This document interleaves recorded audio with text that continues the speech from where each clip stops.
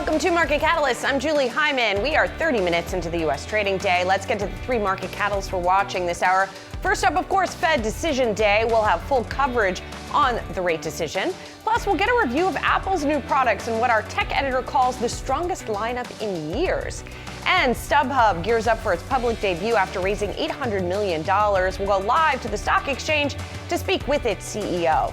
Let's get a check in the markets here this morning. We're not seeing much change, which is not unusual for a Fed day, but the outperformer here is the Dow Jones Industrial Average, which has underperformed recently. It's up 280 points today, about 0.6%, outperforming the S&P 500, which is very little change, the Nasdaq Composite, which is down about 0.33%. So interesting to see that. We also see the Russell 2000 in the green. There's been a lot of discussion about how maybe this rate cut will finally unlock some more value for the small caps, as it traditionally has done. And then, of course, we got to look at yields and what's going on there today. We continue to see yields come down. The 10-year now at 4.02%. We haven't seen a low like that in quite some time. We have been watching the dollar, and we've also been watching gold. Gold futures pulling back a little bit today, but we did have Deutsche Bank this morning raising its forecast for next year's gold price to $4,000. So we'll keep an eye on all of these assets in the wake of the Fed decision and Jay Powell's commentary afterwards. Well, as we've been talking about, markets kind of mixed to flat ahead of the Fed's interest rate decision. While expectations of a cut do seem to be baked in, investors will be listening closely for indications from Chair Jerome Powell that the Fed is shifting to a more dovish outlook or maintaining his cautious perspective. For more on what investors should be considering ahead of the decision, Kelly Kowalski, Mass Mutual Head of Investment Strategy, and Jay Pulaski, TPW Advisory Founder, are joining us. Thanks for joining us, guys. Kelly, I want to start with you to what you're really going to be keying in on in the press conference today. Let's just assume a quarter point cut is happening, right? Let's talk about the press conference and what we could hear from Powell. Well, thanks for having me, Julie. I think, we're looking at the dot certainly and whether or not the dot guidance from the Federal Reserve is going to align with market pricing. But aside from that, you're right. There's really a focus on the tone from Chair Powell. And certainly we've seen in recent weeks a shift towards prioritizing the labor part of the dual mandate. And the question is really how dovish might Chair Powell sound? And I think that's really what investors are going to be keying in on. Our view is that he's going to maintain a balanced tone and not sort of promise that the Fed is on a preset path. But I think that's something that's certainly could move markets as we look into this afternoon. Jay, what do you think? More dovish, less dovish? Where they are right now, what do you think?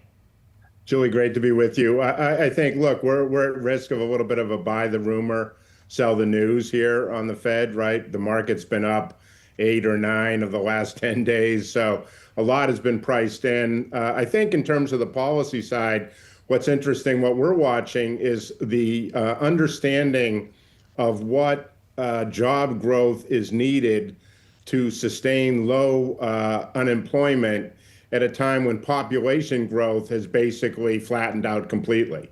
So I think the market needs to understand that going forward, job growth of 30,000, 35, 40,000 jobs per month is probably sufficient, given that population growth has basically slowed to a crawl, may even be negative population growth in the United States this year, which is something we haven't seen in 40 or 50 years. And so I think that's going to kind of allow the labor market concerns to settle down. We're quite constructive and think that the Fed cutting into an expanding economy historically has been quite supportive of further stock appreciation over the course of the next 6 to 12 months. Understood. I mean, Kelly, at the same time, is there any concern here that you could have a reacceleration of inflation with this cut and whatever cuts may follow? For right now, the view and the way markets are pricing is that inflation is contained, right? We've seen long-term inflation expectations come down. And we know goods inflation, everybody's been focused on tariffs. Goods inflation is accelerated, but it's manageable. But we still don't think that we've seen the last of it. Certainly the message from individuals like Governor Waller is that we need to look through that for the labor market. But I wouldn't discount that we see some, inflation readings that may make bond markets a little bit uncomfortable as we move forward over the next few months. So you could see a little bit of that acceleration. At the same time, If I'm looking at equities, they continue to push or kind of hover around record highs. The economic outlook seems to be relatively good, or at least not terribly negative. Corporate earnings are growing. I don't know about you guys, it makes me a little nervous when things look okay on this level. So I'm curious what you are worried about, or if the environment really does look as good as it seems on the surface. Jay, you're always good to zero in on the risks that are potentially out there. Sure. We actually wrote our latest Friday musings last week, too easy with a question mark, for exactly what you're saying, Julie, right? It's been a pretty good run if you've been invested, and if you've been invested in things like cyclicals or emerging markets or commodities, all of which we have been quite constructive on all year. And you and I have talked about it in the past. I mean, I think there are a couple of things. One, the politicalization of the Fed. I think the market is coming to understand that President Trump will exert more control over the Fed going forward. And I think the loser in that is the dollar. And so there is a risk of higher rates going forward, particularly at the long end, the steepener. And so we don't see 4% on the 10-year as being too attractive. There's also the risk of a government shutdown looming in just a couple weeks, and no one's talking about it at all. And so we think that's a potential near-term hiccup.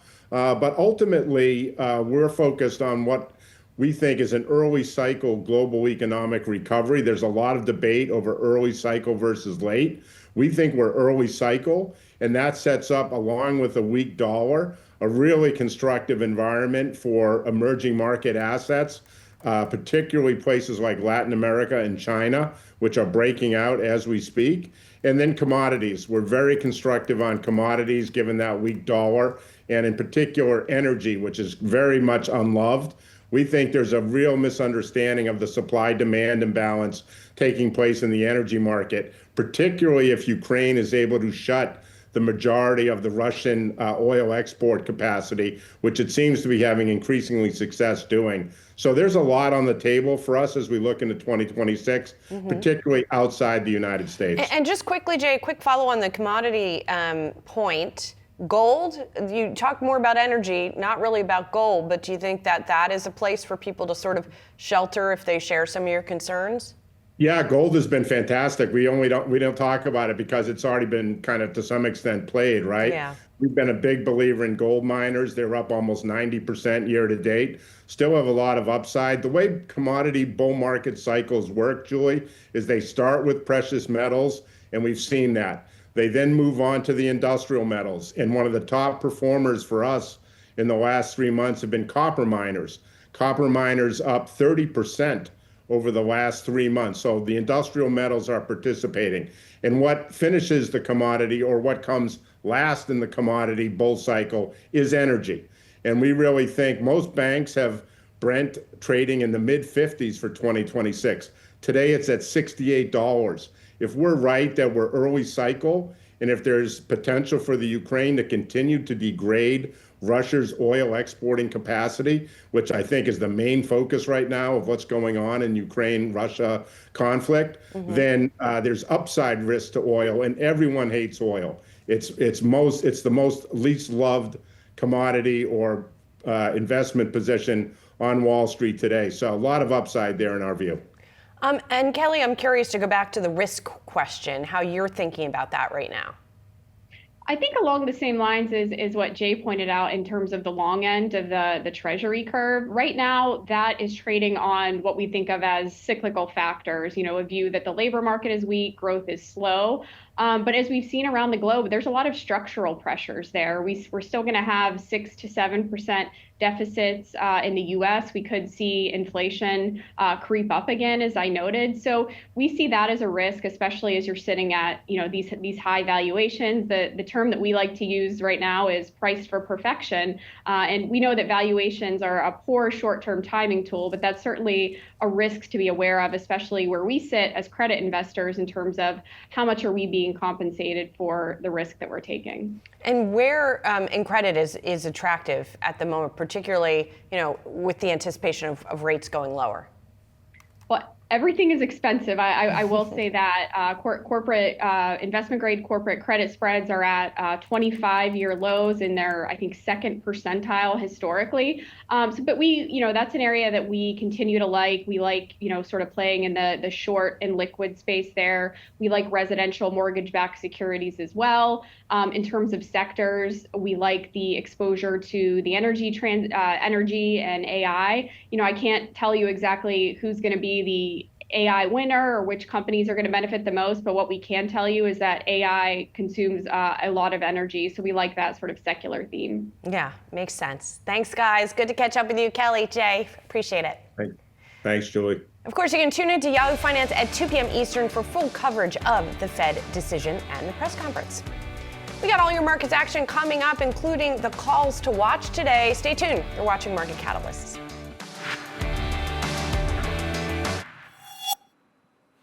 Welcome back to Yahoo Finance. I'm Allie Canal, live at the NASDAQ. Let's turn now to some of today's top analyst calls on Wall Street. First up, FedEx. FedEx reports earnings Thursday after the bell, and Evercore ISI is taking a more cautious stance heading in. The firm downgraded the stock to in line from outperform and trimmed its price target to $243 a share, warning that slowing retail sales, weaker industrial production, and new de minimis trade rules are likely to weigh on volumes. Cost savings from its network restructuring should help over time, but analysts say those won't arrive fast enough to offset near-term earnings risk. Shares are down nearly 20% since the start of the year. Next up, Netflix. Loop Capital is getting more bullish on the streaming giant, upgrading the stock to buy from hold and lifting its price target to $1,350 a share. That's up from the prior $1,150. The firm pointed to exceptional engagement on the platform in Q3 and confidence in the company's strong content lineup heading into Q4. The call also echoes a broader wave of optimism, with multiple firms leaning bullish. Plus, the majority of analysts are now in the buy camp as Netflix's growth story gains momentum, even after a strong run this year with shares up over 35%. And rounding things out with Walmart. Bank of America is doubling down on the retail giant, reiterating its buy rating and raising its price target on shares to $125 following investor meetings with top executives. The firm came away more confident in Walmart's growth story, highlighting opportunities in AI-driven e-commerce, continued omnichannel improvements, and resilience against tariff headwinds. BofA says Walmart's scale, data, and ability to serve customers both online and in-store position it as an early leader in agentic AI commerce. The retailer is also gaining share with younger consumers, leaning into private label offerings, while improved delivery speeds and membership perks like its new Synchrony credit card are seen as additional growth drivers. Keep it right here on Yahoo Finance. We'll be tracking all the market moves throughout the session.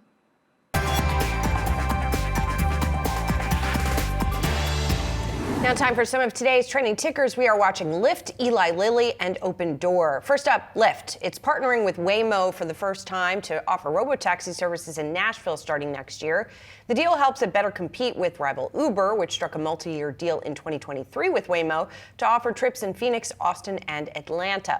Alphabet-owned Waymo has been conducting testing in Nashville since March. It will launch fully autonomous operations in the coming months. The rides will open to the public next year, first through the Waymo app and then on Lyft's platform later in 2026. Those shares right now surging 14%. They earlier jumped as much as 16%, the biggest gain in over 4 months. Next up, Eli Lilly. Patients on its experimental diabetes pill lost more weight and had better blood sugar control than those on an older approved rival from Novo Nordisk. The late-stage study comes as Eli Lilly's pill inches closer to becoming another needle-free alternative in the blockbuster market for GLP-1s. Lilly and Novo Nordisk are vying for a greater share of the booming market, which some analysts say could be worth around $100 billion by the 2030s. Those shares up just a bit today. And finally, Opendoor. Shares are jumping. Its new CEO, who's just 3 days into the job, says they filed an 8K so his and Opendoor's X accounts would be used to talk with investors. An 8K filing is a report filed with the SEC by publicly traded companies to disclose significant unscheduled events that could affect their operations or financial conditions. He added that the company has parted ways with its external PR agencies and wants their investors to hear directly from the company. Investors clearly rewarding Opendoor for that latest announcement. And this is, by the way, a playbook that we have seen other so-called meme stocks or retail investor favorites take. For example, AMC, the chain, has definitely taken that approach of talking directly to investors using its social accounts, among other ways. As always, you can scan the QR code below to track the best and worst performing stocks with Yahoo Finance's trending tickers page. Coming up, StubHub is set to begin trading today. We're talking to the CEO live from the New York Stock Exchange next on Market Catalysts.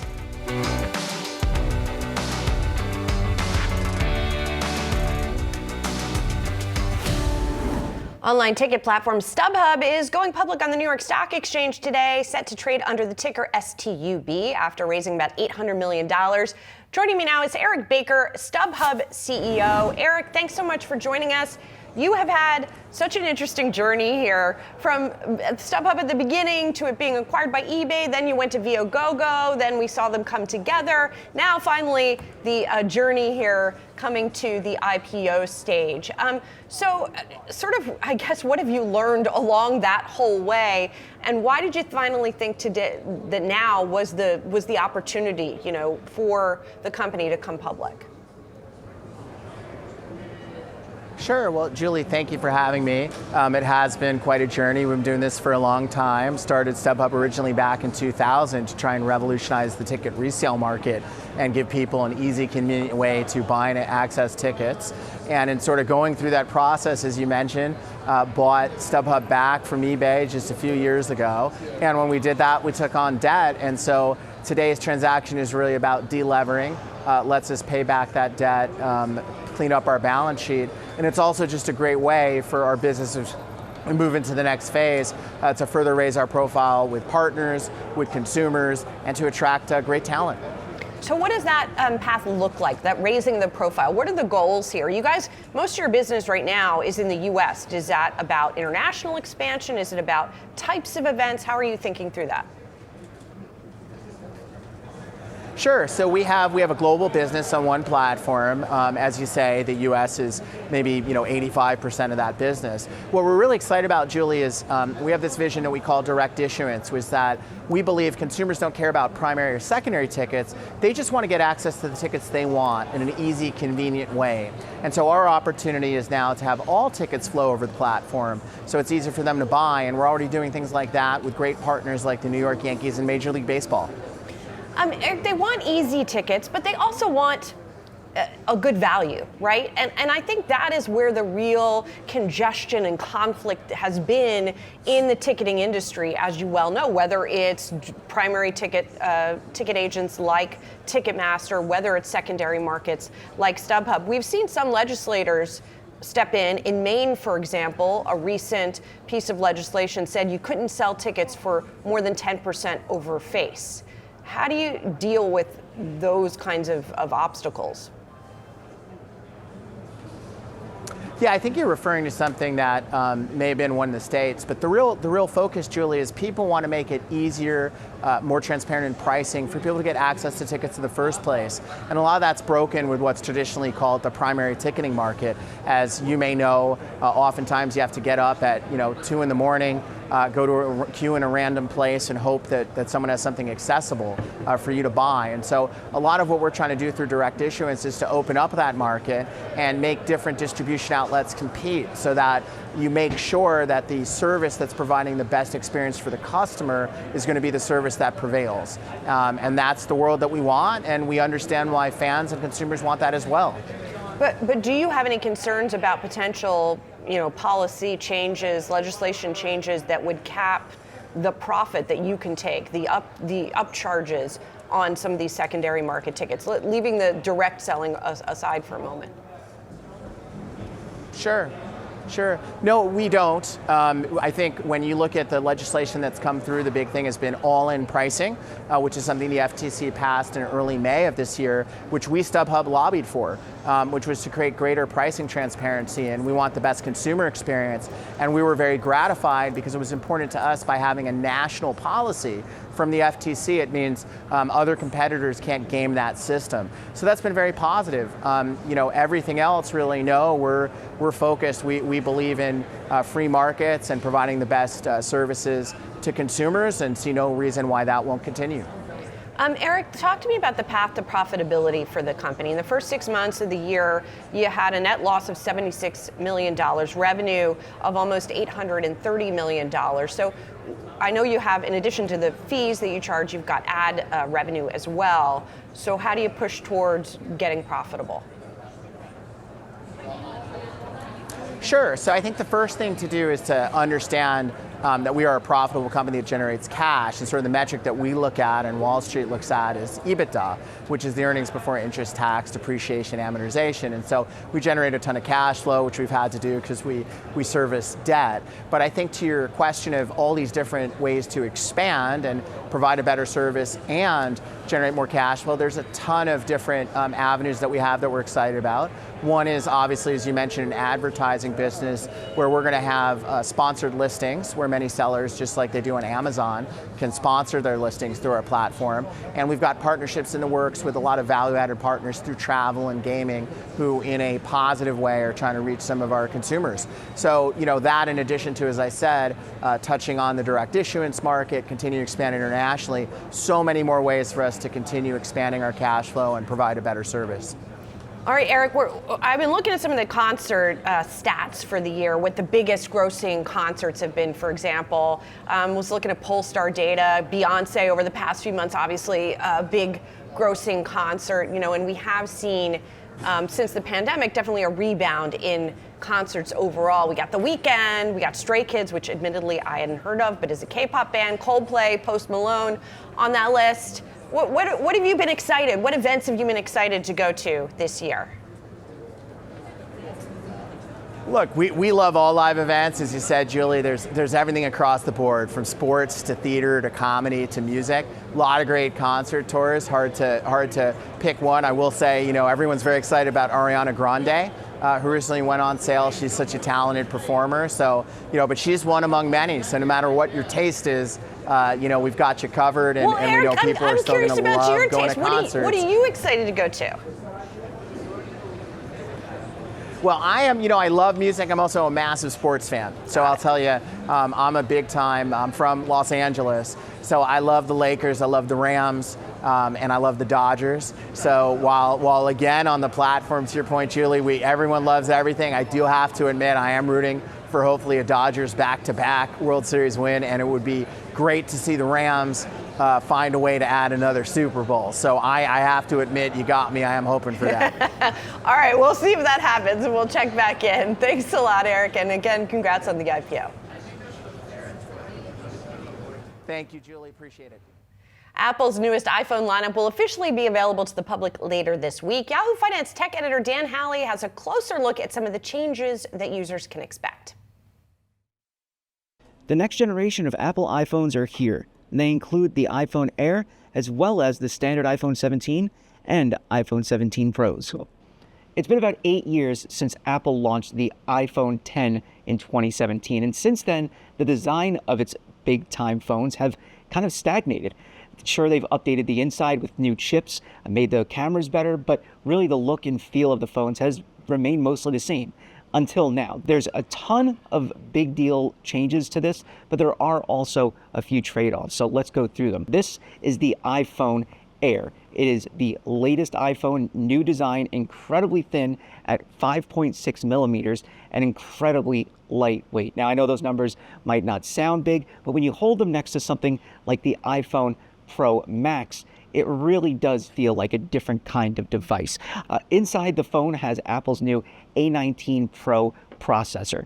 Basically, it's the latest version of the chip that runs in all iPhones. The Air, unlike the Pro or the standard iPhone 17, has just one rear lens. So it's not as though that's bad, but if you're the type of person that really likes to get a macro shot or really zoom in, that could be a deal breaker for you. On the 17, we have a standard zoom as well as an ultra wide, and then on the 17 Pro Max, we have a new 8x telephoto zoom, which is the furthest that Apple's offered so far. And then up front, they have what's called a new center stage camera. Now, the big deal here is that unlike prior versions of the front-facing selfie camera on the iPhone, where you had to kind of turn it sideways to get a vertical view, or rather a horizontal view, this does it automatically. So you can just press a button and it'll immediately turn to landscape. It's got a good, decent amount of battery life, but the problem is that the 17 and 17 Pro also get big updates for their battery life. And they're going to last with the 17 Pro Max up to about 39 hours. One of the other things that I think is worth pointing out is all of these phones now come with Apple's iOS 26 and their new liquid glass design. Finally, pricing. Let's talk about that. The standard 17, that starts at $799 still. No difference, but you do get 256 gigabytes of memory, up from 128. The Air, that starts at $999. So not exactly going to break the bank for a new design. Very cool to see that. It's slightly more expensive, though, than the Plus was, which the Air replaces. The Pros, though, get a little bit more expensive at the start. Instead of $999, it's now $1099 for the base Pro and $1199 for the Pro Max. So not as much change as far as the pricing goes overall, but it's definitely something to keep in mind. From my experience, I really like the Air. I think the photo quality is great. I thought the battery life was great, especially compared to last year. Basically about the same performance. So overall, it's a big moment for Apple. They're finally changing the design of the iPhone. And if they follow the same pattern that Samsung did, they released a super thin phone and then released a super thin foldable. There have been rumors for a long time that Apple's working on a foldable, and it just released its first super thin phone. So now we just have to see if there's a foldable in Apple's future. Coming up, our interview with Massachusetts Senator Elizabeth Warren ahead of the Fed decision today. Stay tuned if you're watching Market Catalysts.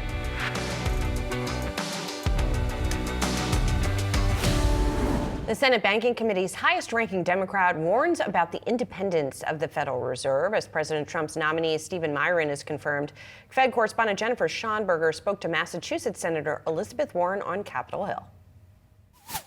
Ahead of the Senate Banking Committee's confirmation vote on Stephen Miron to be Federal Reserve Governor, you told your colleagues that if you're in favor of Federal Reserve independence, then you should vote no.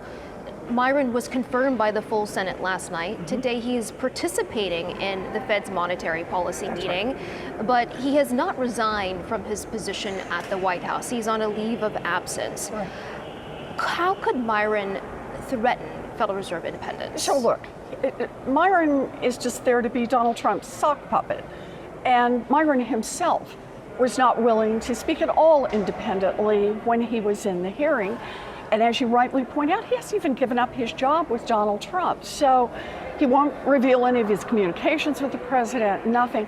But understand what this means for the American people. When you undermine Fed independence like this, and the idea is that instead of having the president over here making political decisions, and the Fed over here, when it comes to things like interest rates, doing the best economic decisions they can based on the data, when you undermine that, then when the time comes that the Fed has to make some hard decisions, and sometimes they do, then at that moment, Fed can't do it, and that means costs go up for everybody in America. Everybody who's got a credit card or a payday loan or a mortgage or a car loan, and then ultimately that increase in the cost of credit, because no one can rely on the independence of the Fed, filters through to the cost of every single thing that Americans buy. Costs are already up in America right now. Inflation is already on the rise. Undermining the independence of the Fed pushes our economy in the wrong direction. Miron's confirmation comes as President Trump is trying to fill the central bank with members who are in favor of lower interest rates. And the president tried to remove Fed Governor Lisa Cook. An appeals court rejected that last night, and the president is expected to appeal that to the Supreme Court. If the high court were to uphold the president's firing, is there a place for Congress to step in and amend the Federal Reserve Act to create a narrower definition of for cause for when a president would want to remove a member of the So Fed? look, if the Supreme Court follows the law, then Lisa Cook will keep her job. If they don't follow the law, certainly Congress could change the law. The problem is that right now, the Republicans do whatever it is that Donald Trump wants. And if I can, Jennifer, let me just pick on one point in the way you described what happened here. It's not that Donald Trump wants people who will lower interest rates. He wants people who will do whatever he wants them to do. Right now, that is lower interest rates. Maybe that would be his answer forever. But the real point is not an economic policy point, it's a power point. Donald Trump wants to control everything. And when he is making his own political decisions, ultimately, that will undermine prices, it will undermine the efforts to keep inflation under control, and that will undermine the economic health of our country. To your point, the Federal Reserve set to make a policy decision tomorrow, widely expected to lower its benchmark interest rate by 25 basis points. The central bank is grappling with sticky inflation. It's running about a full percentage above the Fed's 2% target. At the same time, the job market has weakened over the last 3 months. You said the Fed needs to make tough decisions, and this is one of those moments. What would you like to see the Fed do right now? Are you in favor of a rate cut? So look, I've argued for 2 years now that I want the Fed to cut rates. I thought that inflation was well under control, headed in the right direction, and the Fed could bring down the interest rates. The problem now is that Donald Trump's chaos has so weakened the economy that we're watching the first signs of stagflation, and that is that inflation is tilting up and unemployment is tilting up simultaneously. The Fed, of course, only has one tool, and it uses it differently. If inflation is going up, it raises interest rates. If unemployment is going up, it lowers interest rates. And this is the box that Donald Trump has created. You know, I think there's something important to underline here, and that is the chairman of the Federal Reserve said last month that the Fed would have lowered interest rates last February if only Donald Trump had not created so much economic chaos. So the way I see this is one person right now is responsible for the high costs at the higher interest rates and for the increasing problems that we're seeing in the employment market. And that one person is Donald Trump. But should we anticipate, do you think the rate cut is the right thing to do here, given what's going on the inflation front, given your concerns? I think that Donald Trump and the chaos in this economy are backing the Fed into a box. I am really worried now about those unemployment numbers. I still want to see the Fed cut interest rates. But it would have been so much better to cut them when we had a strong economy and strong employment. The president has said that he has narrowed down his pick for the next Federal Reserve chair to 3 candidates, including former Fed Governor Kevin Warsh, current Fed Governor Chris Waller, and the director of his National Economic Council, Kevin Hassett. If nominated, would you support any of those gentlemen? Look, I'm going to ask the same tough questions. Are you really independent? Can you actually answer the question, did Donald Trump lose the 2020 election?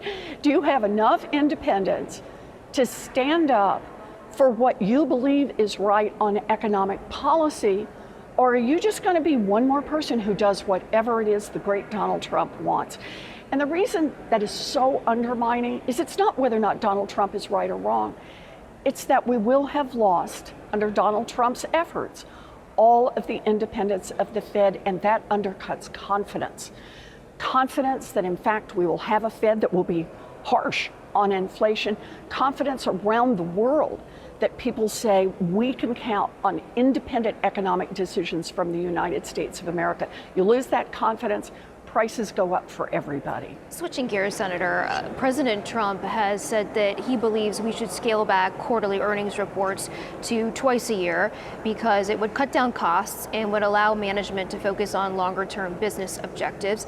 SEC Chair Paul Atkins has said in a statement that he is going to prioritize this. What do you make of this? Does this hurt transparency for investors who are investing in publicly traded companies?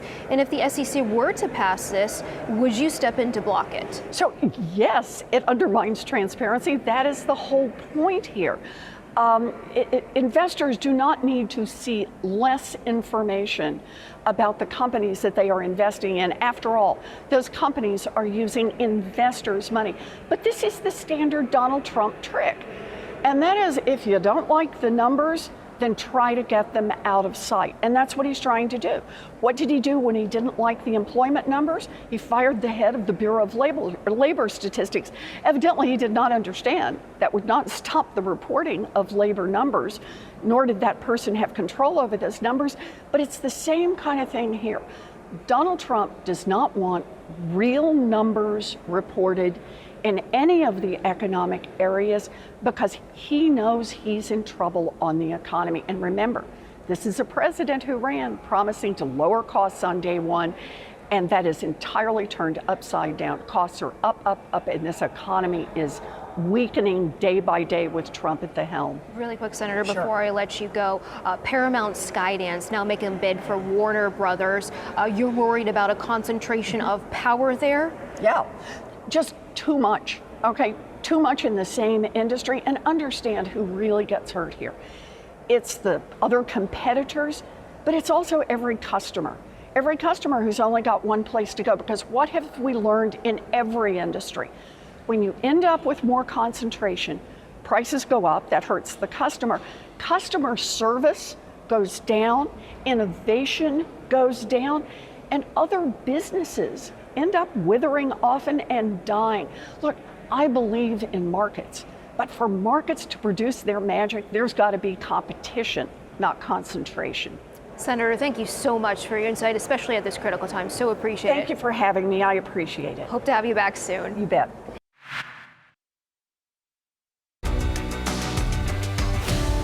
Autodesk announcing its new generative AI models that use design and the physical world to create realistic 3D computer-aided design objects. Joining me now, Andrew Anagnost, Autodesk President and CEO, to talk more about this. Andrew, thanks for being here. Good morning, Julie. Thanks for having me.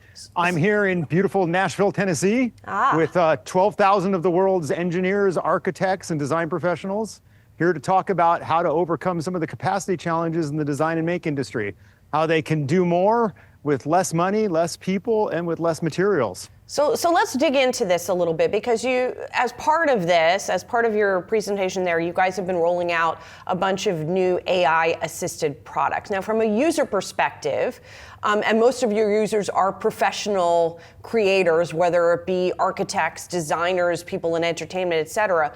How is the user how is the user experience going to be different when using some of these new products? Yeah, so the tools people use to create models of real things that are going to be built, roads, bridges, buildings, cars, cell phones, products of any variety, it's actually really complicated to build these models because these models have a lot of fidelity, they have a lot of detail, and what we're trying to do is we're trying to focus the user on what they're trying to do, the problem they're trying to solve, the aesthetic they're trying to create, and try to remove some of the labor of building a 3D model that is physically accurate, physically detailed. So the workflow changes in a way where the users are actually focused on what do I want, what are the problems I want to solve, what are the details I want to specify, and the model gets created for them in incremental steps. It's a huge productivity unlock for our customers, and actually it removes a lot of work that they don't actually enjoy as part of their jobs. Interesting. And so going forward, how impactful do you think this is going to be for your results in terms of demand? As I'm sure you're aware, there's a lot of debate out in the world, especially when we're talking about B2B products like yours, about what the demand is actually like for these AI-powered products. So how is it going to flow through to growth for your company? Yeah, Julie, I think you're raising a good point. These changes don't happen overnight. Despite all of the hype and all of the energy around AI, people don't immediately wake up one day and move all of their design processes, all of their make processes to AI-generated solutions. So what you're going to see is incremental progress to moving towards these solutions over time, moving away from some of these more complex heavyweight solutions to some of these more machine-assisted solutions. And what we've tried to do is not only build the future, but also build the path to the future. Make it easy for the teams to work with the new AI tools while still working with their existing tools. So it's going to take time, especially in complex public works industries like civil infrastructure, roads and bridges. But you have to understand, and it's important for us to recognize, that these industries have a massive capacity problem. They don't have enough money, they don't have enough people, they don't have enough material to build and rebuild everything that needs to be built and rebuilt. So they need these tools in order to drive that kind of productivity gain. At the same time, presumably, you guys will be making more money from these tools. In other words, they're more expensive than your existing models, or can people, sort of buy a software upgrade of their existing product? Yeah, in some cases, we actually ship the new AI features with the existing products, so they're able to use the two together. But if you look out to the future, what you're going to see is people are going to be using these tools in a much more consumptive fashion. They're going to be pulling all sorts of capabilities in certain directions, and they're going to be touching the entire life cycle. So historically, Autodesk has been a design software company, but over the last few years, we have become a design and make software company, touching the entire life cycle. So where we are going to be creating benefit for both ourselves and the customers is by connecting the elements of that life cycle together in high-speed, intelligent ways, allowing architects and construction professionals to work together seamlessly, allowing engineers and manufacturing professionals to work together seamlessly. There's a lot of value creation in terms of making those processes more seamless, more connected, and more simultaneous. And Andrew, as you know, there's a lot of competition in a lot of these different areas. I have a question specifically about the entertainment business. You guys just introduced some new products for that business as well today, from sort of animation to lighting design, sort of spanning different uses. How big of a competitive threat is something like Sora, which is sort of image design and video design, to a company like Autodesk? Yeah, so there's many levels of the media and entertainment space. Low-end video design, things that you see on YouTube, creators that create content for YouTube and things like that. That's a different market where Autodesk plays. We play in high-end film and game, high-end special effects and game creation, where quality, fidelity matters a lot.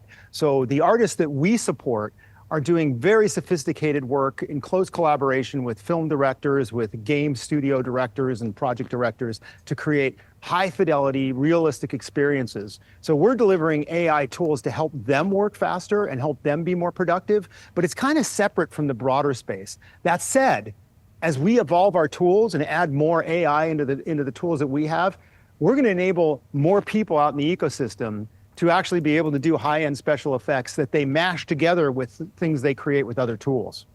And Andrew, finally, I'm curious how you're integrating AI in your business in terms of the development of all of this software, right? Does it mean you'll need to hire fewer people to do more, for example? Yeah, over time, we're going to continue to hire people, but we're probably going to hire people at a much slower rate, especially when you look at product design and engineering. These tools are able to accelerate the productivity of engineers and individual product design teams and engineering product teams in general at a pretty significant rate. So we're going to see ourselves continuing to hire, but at a slower pace, and we're going to get more throughput. I don't know a software company out there that says that they're delivering enough capability at the speeds they want. So we're going to be able to deliver more capability more rapidly with the people we have and with smaller growth in headcount over time. Andrew, thanks so much for your time. Have fun there in Nashville. It's a pleasure. Thank you, Julie. Thanks. Coming up, we've got full market coverage ahead in the second hour of Market Catalyst. Don't go anywhere.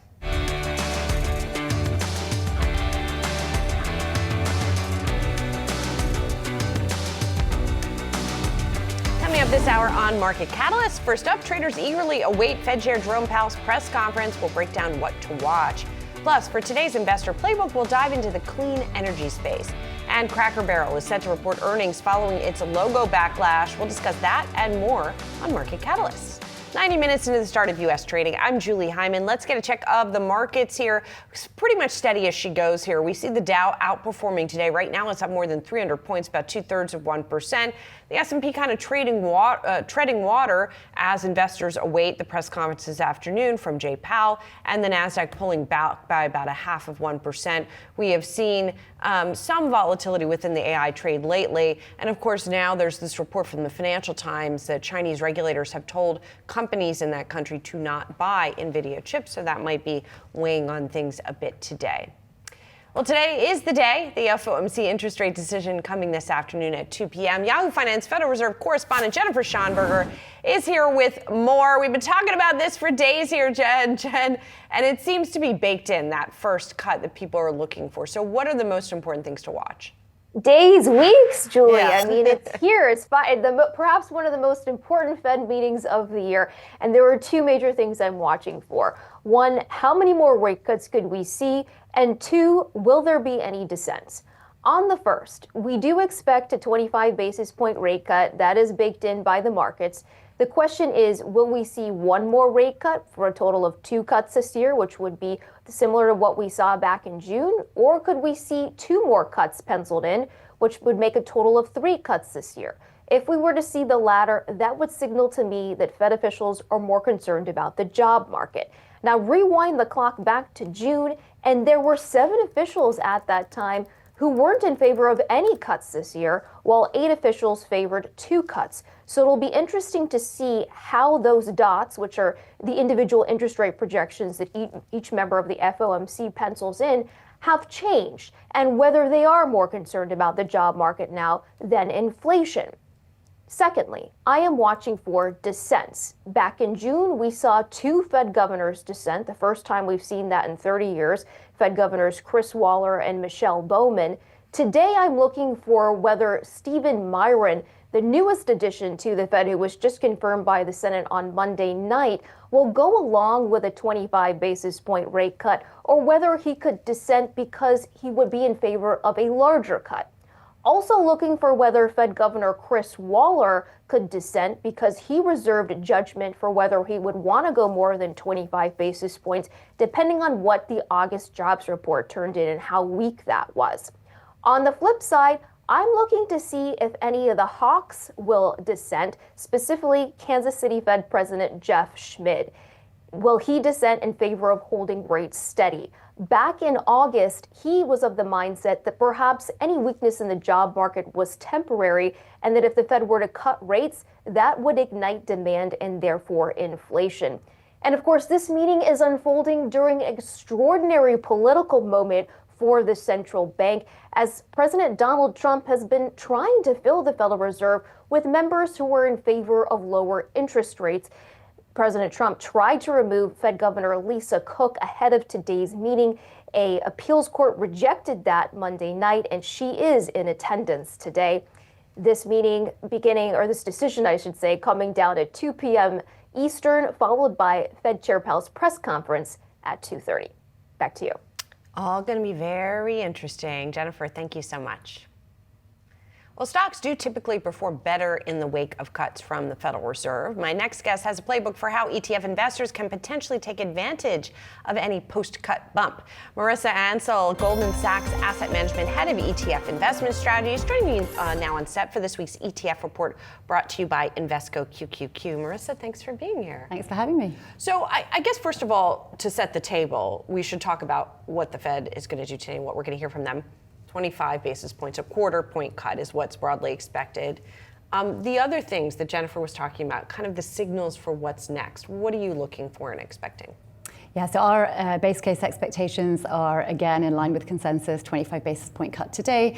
We expect another couple of 25 basis point cuts through the end of the year, followed by another couple in the first half of next year. But what we're really focused on is helping our clients position their portfolios in this new environment. And I think there are a few simple things that clients can do to help position for this. Number one, step out of cash and consider ultra short duration bond strategies. strategies. Number 2, focus on income. And I think the equity market can actually be a great source of income with derivative income type ETFs.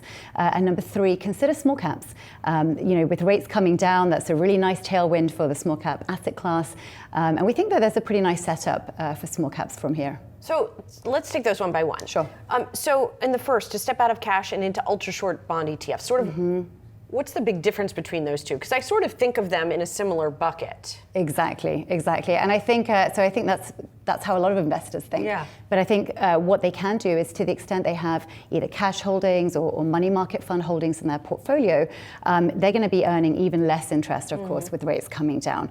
And so, to the extent that investors are saving, let's say for next year's family vacation, right, so they don't need access to that cash for the next 6 to 12 months, a good thing that they can do is actually go one step out into ultra short bond ETFs like GSST, which is our ultra short bond ETF, or GUMI, which is our ultra short municipal income ETF, because you can lock in higher yields and really pick up sort of 30 to 40 basis points or more of additional yield. Okay, you're saying ultra short. I heard in my brain ultra short term, like short time duration. You're talking about actually shorting the bonds. So that makes... No, going long the bonds, but with ultra short duration. Okay, it is ultra short duration. Yes. Okay, so I did understand it correctly. Okay, good. Let's talk about the income part of this here. Are you focusing on sort of dividend payers as a source of income? You mentioned derivatives. How does that all work? Right. Yeah, so I think, with yields coming down, putting, pressure on yields in traditional fixed income investments, again, the equity market can be a really great source of income. And this year we've seen derivative income ETFs be a huge flow gainer. $44 billion have flown into derivative income ETFs like GPIX, GPIQ, our premium income ETFs. And the reason why is because they help investors solve for several challenges. So they provide equity exposure, but with less volatility. So, that's ideal in the current market environment. But they also pay out, high, consistent, regular income, which is great for investors looking to solve for their income needs. Gotcha. And then the small caps, which I would argue is probably the most controversial of the three, because we've been hearing some investors beat the drum on small caps for a while now, and we have not seen them come back. Yeah. So is it rates are going to go down and this is it? So I don't think that's it, but I think you're right. Small caps have been playing a little bit of a waiting game, so far this year, right? Because they've been waiting for the Fed, I think, to cut interest rates. I think that's a great backdrop for the small cap asset class. They do have more floating rate debt, so they're going to benefit more than larger caps from, as rates come down. But in addition, we think the setup for small caps is actually really attractive from here for a couple of key reasons. So number one, fundamentals are really good. They're really solid. Small caps are set to grow their earnings by 30% next year, vis-a-vis 10% for large caps. Number two, IPO and M&A activity has picked up in a pretty big way, actually. M&A volumes are up 30% versus the same period last year. The number of IPOs is up more than 50%. Year on year. So that's a really nice sort of catalyst for the space. And then number three, and this is sort of the kicker, valuations are actually still incredibly attractive for small caps. So the median small cap company is trading at a 27% discount to large caps. And so, putting all that together, you've got this tailwind of the Fed now finally starting to cut rates. You've got a really nice setup, I think, for small caps from here. And do you want to buy small caps in toto as an asset class, or do you want to sort of screen out more profitable companies, through an ETF process? How does that? Yeah. I think definitely the latter. You really don't want to buy the whole benchmark, particularly in small caps. And the reason why is because, about a third of small cap companies are actually loss making. Right. And so it's really, really important to go active. We're an active manager. Our small cap ETF, GSC, is actively managed. I think it's really important to focus on, the best companies, focus on fundamentals, as well as valuation. So I'm curious, these are sort of three changes that you're recommending people make. Is there also sort of a big stay the course theme through the rate cutting cycle? There is, yeah. History actually shows us when we look at the data that the best investment strategy over time has been to stay invested rather than trying to be sort of too cute and time the market. I think that's incredibly difficult. And so we're recommending to our clients, stay invested, but at the margin, there are different tools that can be really useful for this environment, such as, stepping out of cash, considering small caps and focusing on income. Gotcha. Marissa, Yeah. thanks so much for coming in. Thanks for having me. We'll see what happens this afternoon. And stay tuned for more live Federal Reserve coverage on Yahoo Finance at 2 p.m. Eastern Time. We got much more markets action coming up, including a clean energy playbook. We're watching market catalysts.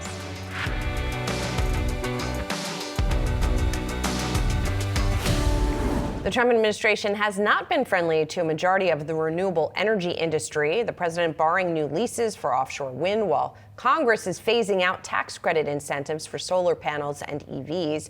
Joining me now for an analyst perspective on investing in the renewable energy space, Chris Dendrinos is here with me in studio, RBC Capital Markets analyst leading coverage of clean energy equity research. Thanks for being here. Well, thanks for having me. So, Chris, I want to first of all take sort of a big picture look at the different buckets of renewable energy. You know, we've got solar, we've got wind, we've got nuclear, nat gas, which is renewable depending on energy transition. We'll describe energy it. transition. So, of those, and given the sort of policy uncertainty, which is best positioned right now? Which is worst positioned right now? It seems like nuclear is sort of the clear winner.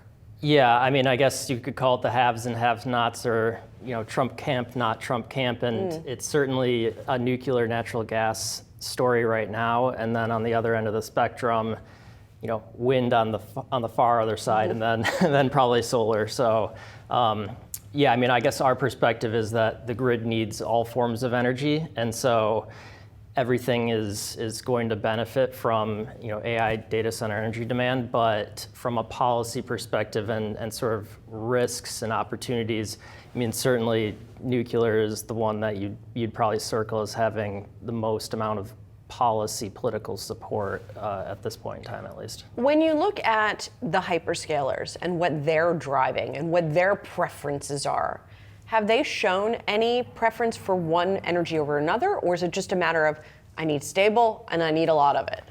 Yeah, I mean, well, the commitments are I need energy today, and so that's really gone to natural gas, and we're seeing some fuel cells kind of get folded into that mix. But at the same time, they've all made these commitments to being net zero, emissions neutral, and so you have to go find an alternative source of energy. Originally last year and still today, they're buying renewable PPAs, so they're supporting the development of renewables, even though that might not be physically powering their data centers.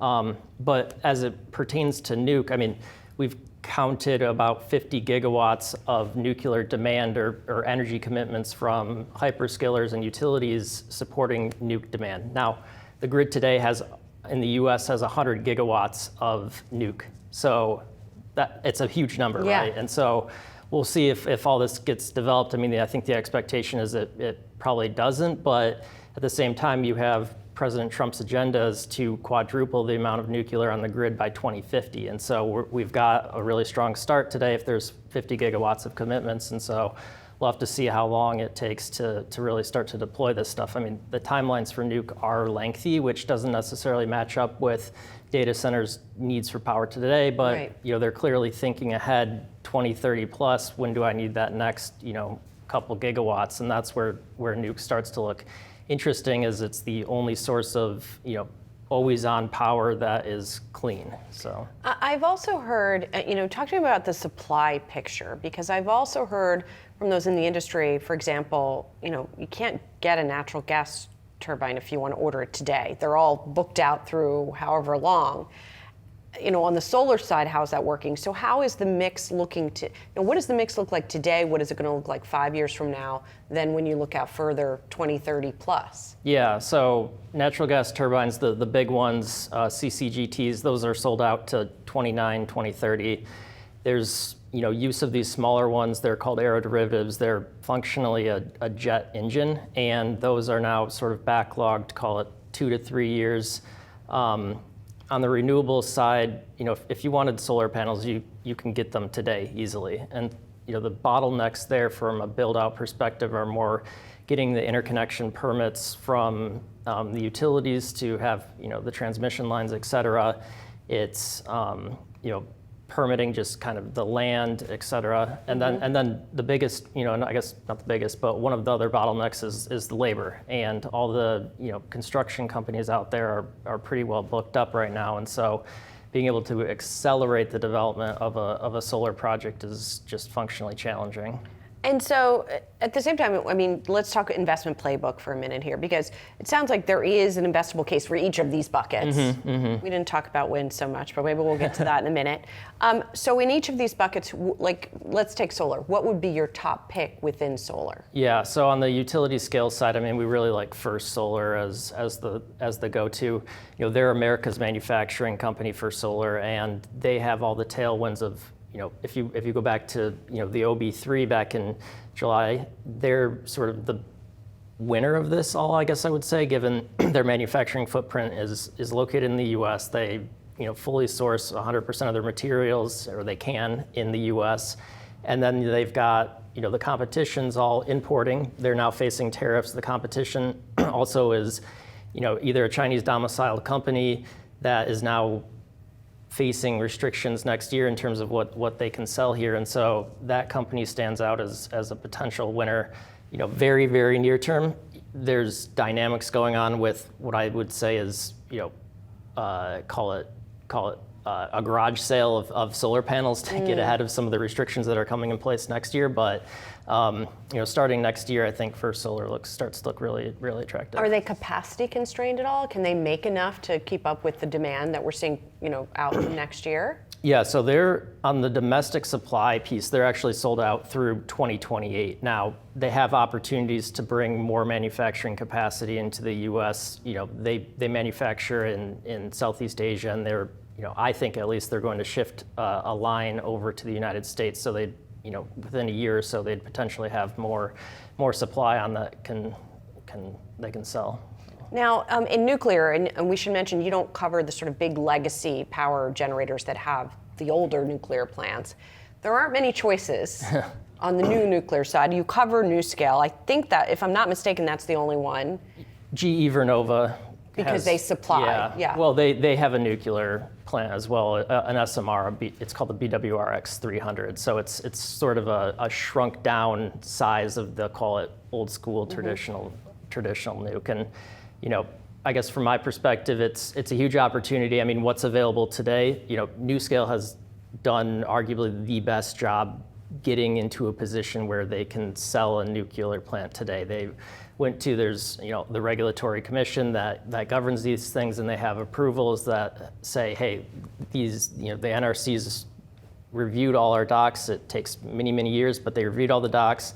They've agreed that this is safe and it's ready to go today. And I think from a company that's, you know, new to the market, that's a huge vote of confidence, and you can take that to a potential customer and sell it. And yet you're a sector performer on NuScale. Yeah, so, and I think this really just comes down to more, you know, expectations around timelines, and nuclear development takes a long time. And, you know, even though NuScale has a, you know, design approval from the NRC, it still takes, call it 5-6 years to build one of these. And, you know, our opinion is that they'll get the initial one greenlit and they'll start construction, but then what happens over that time are you know, new investors and new customers comfortable coming in and buying plant number 2, plant number 3, while the first one's still undergoing construction. And you know, one of the biggest risks in this industry is you know, these developments cost 2 times as much as they're supposed to, and they take 3 years longer. And so there is this sort of proof process that I think has to go on for them and everyone else in the industry, where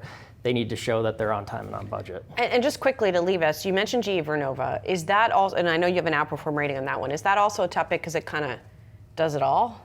Yeah, I mean, they cover the gamut of everything. And I think, you know, the biggest focus for us right now on them is pricing. And they continue to push pricing higher every single day.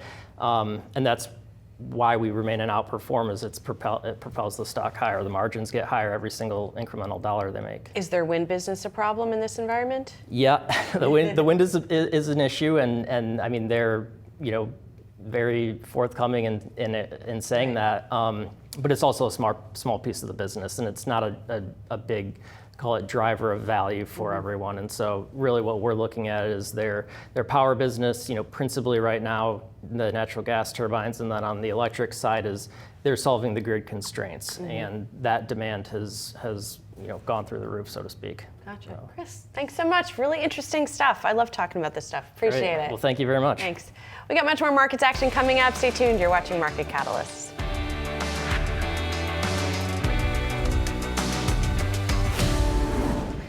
We've been examining the theme of power needs for AI all week. Today we're looking at American superconductor as it works to deliver gigawatts of renewable power around the world while strengthening grid reliability across more than a dozen countries. And rising energy demand has sent AMSC's shares up more than 120% this year. Joining me now, Daniel McGann, President, Chairman, and CEO of American Superconductor. It's good to have you back with us here in the studio. So it's been a while since we talked, so I always like to remind folks what it is American Superconductor does. And we talk about semiconductors very frequently. We less frequently talk about superconductors, which are basically more like a traditional conductor you might learn about in physics class, chemistry class. I don't know. I'm taking my brain way back. So what are most of the products that you guys are making? Really, think about us more as about power control company more than just superconductors. Superconductor is one modality that we can use, but we use a lot of different technology within the company. So we provide kind of reliable, high quality power to the grid, connecting either industrial or power generation to the grid. And then we have a part of our business now that's more direct power supply. So the kind of the power control, kind of the version of this for big industrial equipment. And we have obviously talked a lot here every day about hyperscalers, about data centers, about the power needs that they have. In the last segment, we were just talking about where that power is coming from in terms of power source. You're then part of how they get there. So how has this affected your business? Yeah, we think it has the potential to affect it pretty dramatically. So that we're asking the grid to do a lot of things it's just not designed to do. There's a lot of industrial capacity for manufacturing that's starting to scale and ramp in this country. AI and semiconductors and chips, even in semi, that's been driving our business. We just had a record quarter this past quarter. I mean, really across the board, it was almost a near perfect quarter because we see a lot of demand starting to accelerate in the business, and that's been beneficial to us. We really service that interconnection between the grid and where the power either comes from or where it needs to go. As you said, we're asking the grid to do a lot that it isn't, it wasn't built to do. So how far can it go with products like yours without sort of wholesale reconstruction of things? Yeah, and that's really kind of part of our strategy is the power control products are to make the grid today work how it needs to work. And then the superconductor technology we think is a long-term future in that really building the grid to service the needs today in a more dramatic, more dynamic, longer-term way. So that's kind of on our roadmap, but we think in terms of years to decades now in how we try to evolve our overall business. And so what does that timeline look like? Where are we on that? So I think when it comes to the demand for chips and the demand for AI, we're probably in the early innings at the very beginning. I think there's a lot of rhetoric around capital that could be deployed in that area. Even if it's a fraction of what's considered, the grid really needs to be adapted to be able to get the power to where it's needed when it's needed. And that's really where we come in, either providing the power quality equipment or the power control equipment.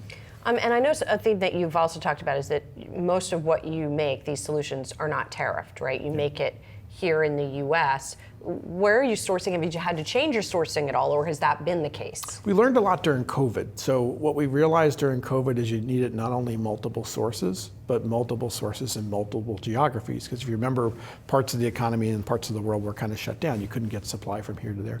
So that's kind of helped to benefit us, where we basically can have almost a completely U.S. supply chain. All of our grid products are made here in the U.S.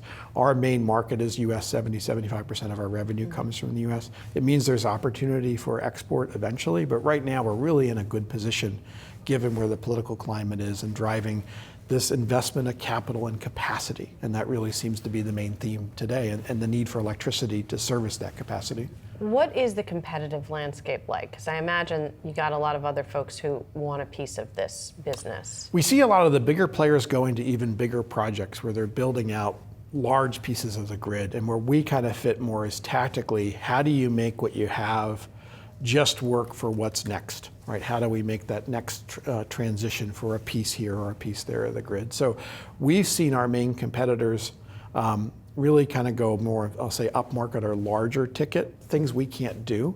And that's enabled us to think maybe differently. How do we supply more of what we do to existing customers. So part of our product expansion strategy has been servicing the semiconductor industry is a good example. How do we do more on those projects than we do today? So if we participate, rather than providing $1 million or $2 million of content, can we supply 4, 5, 6, 7, 8? Gotcha.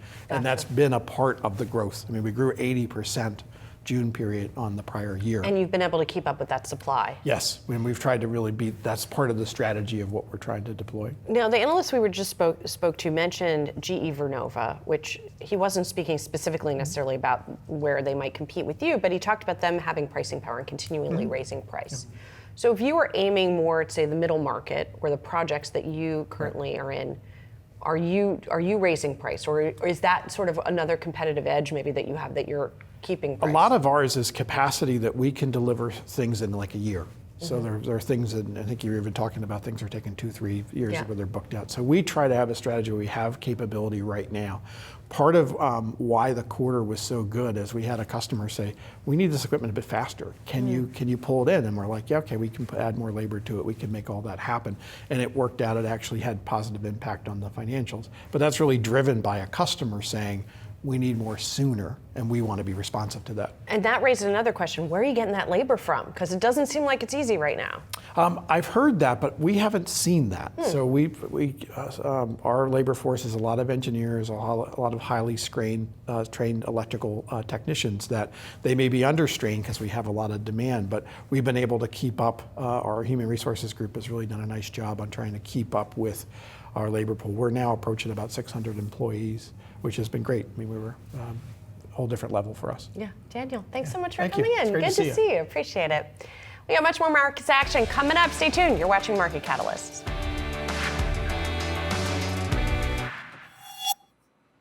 Welcome back to Yahoo Finance. I'm Allie Canal, live at the NASDAQ. Let's get a quick check on the market action about 2 hours into the trading day. And markets are mixed right now. Wait and see mode for that critical Fed decision. You're seeing the Dow up around 300 points. Now, this is led by American Express and Walmart. Both of those stocks are up at least 2%. Walmart's seeing a price target bump at Bank of America. Analysts there citing stronger retail momentum and confidence in the company's growth story. However, you're going to see that the NASDAQ is down 0.5% and the S&P off roughly 0.1%. What's dragging down the NASDAQ here is NVIDIA. NVIDIA shares extending declines down roughly 3% after the Financial Times is reporting that China's internet regulator has ordered top tech firms, including Alibaba and ByteDance, to immediately halt purchases of NVIDIA's AI chips and cancel existing orders. CEO Jensen Huang saying he was disappointed in this report. And again, you're seeing those share declines a little bit extended here in mid-morning trading. On a sector basis, you're seeing financials outperform tech, the biggest laggard of the session, again, thanks to NVIDIA. So again, mixed picture here. Some green, some red. A lot is going to depend on what the Federal Reserve says later this afternoon in that policy statement, along with its dot plot that is a measure of where Fed officials see interest rates heading in the future, not just for 2025, but also into 2026 and beyond. So something that markets will be paying close attention to. But keep it right here on Yahoo Finance. We'll be tracking all the market moves throughout the session.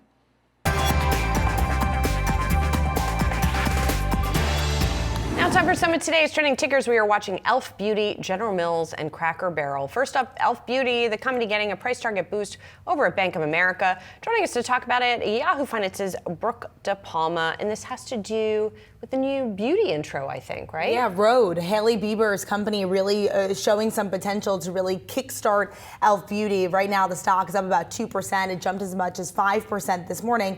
And this was based upon a note from Bank of America out this morning that really led to the growth potential that Rhode could provide for Elf Beauty. They said that right now, Rhode saw Sephora's largest brand launch, and essentially Elf will then benefit from Rhode's placement in Sephora stores post inventory. So once it sort of rolls through the inventory that's already in there. But they did say that Bank of America adjusting its fiscal year 2026 growth to 26% versus their prior forecast of which is 25%. But really the strong brand launch around Rhode is what's really driving this price target raise from Bank of America this morning. Interesting. And Elf's done all right this year. The shares had dipped, but then they've come back.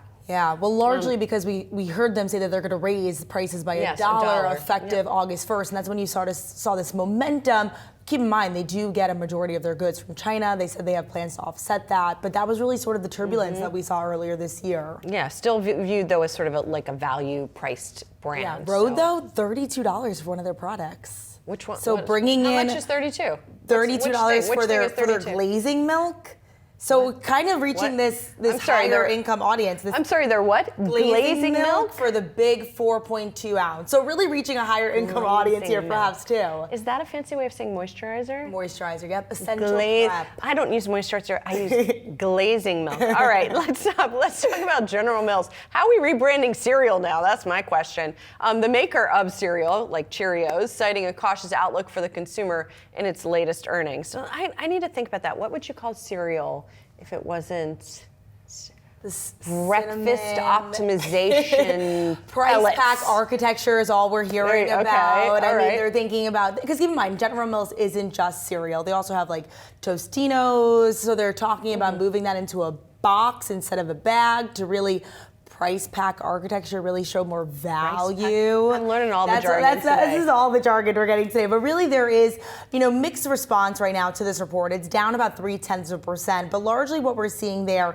is this company says that it does expect organic sales growth of down 1% to up 1% with lower price mix as the company really looks to improve a volume. And that's the need to happen for Wall Street right now. This is a company that's been seeing volume growth decline over the past few years, really, with some hit or misses here and there in volume growth. But they're really leaning in to this idea that they can restore volume growth by fiscal 2026, essentially by year end.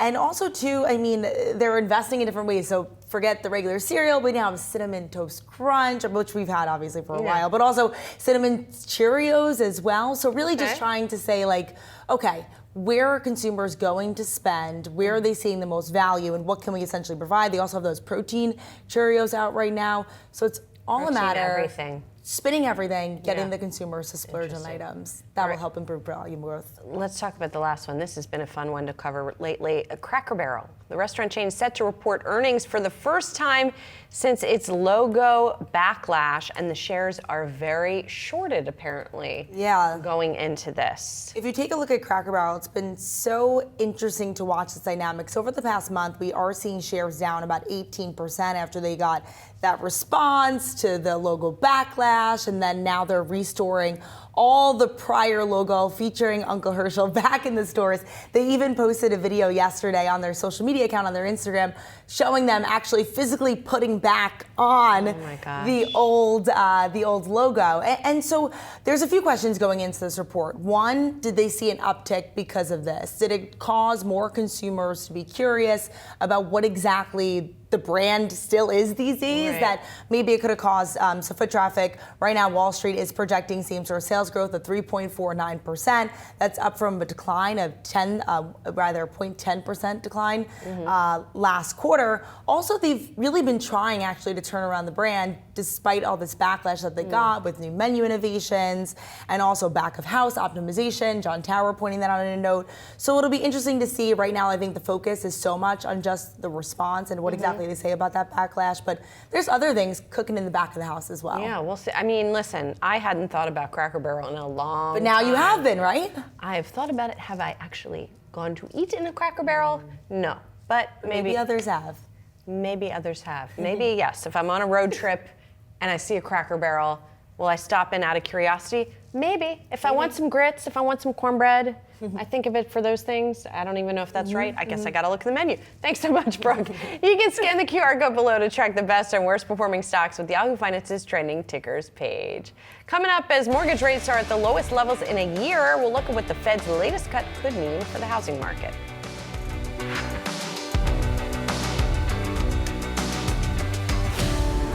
Mortgage rates are at the lowest levels we've seen in a year. While the Federal Reserve's benchmark interest rate does not directly affect mortgage rates, they are connected. So how will a cutting cycle affect the housing market? Lawrence Yun, National Association of Realtors chief economist, is joining me now. Good to see you, Lawrence. We also have the backdrop of housing starts, which showed some weakness, the lowest since May last month. So that reflecting one part of the housing market as well. But as the Fed cuts today, what happens to mortgage rates? Mortgage rate is not a one-to-one relationship with the Federal Reserve, but nonetheless, directionally, it tends to move in the similar. So we saw that mortgage rates have already fallen in anticipation of the Federal Reserve rate cut today, for certain. And then I think the question is how many additional rounds of rate cut in the upcoming months? And in my view, at least through this year, it could be 2 or 3 additional. And then next year, even more. So we are looking at downward cycle in interest rate market condition. This is a great news for potential home buyers who have been priced out, but now with lower rates, their purchasing power increases, and we expect more buyers to begin to knock on the door. But are we going to see any movement on price, Lawrence? Because that too, forget about the mortgage for a minute. The actual price of homes have also been an obstacle. So the home prices have been in a spectacular increase from 5 years ago. Compare now with pre-COVID condition, many markets seeing about 50-60% price appreciation, and it has really not come down in many markets. We have seen some markets like Florida and Texas, additional inventory, some price adjustment in those areas.